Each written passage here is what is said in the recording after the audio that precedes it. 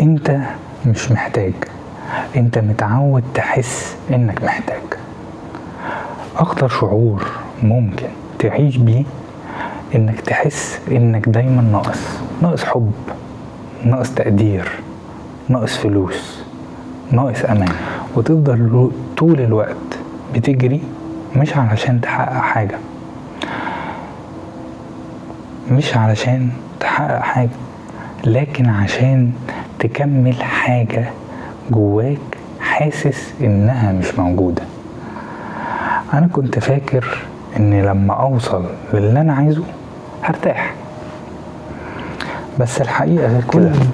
ما كنت باخد حاجة كنت بحس اني محتاج اكتر، لحد ما فهمت حاجة قلبت حياتي، قلبت موازين حياتي، ان الاحساس بالاحتياج مش بيجي من الواقع، ده بيجي من جرح جواك.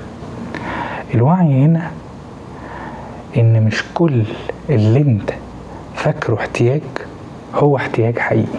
وعشان كده خلينا نعمل تمرين بسيط. كل ما تحس بالاحتياج اسأل نفسك، انا محتاج ده فعلا ولا بحاول اهرب من احساس جوايا؟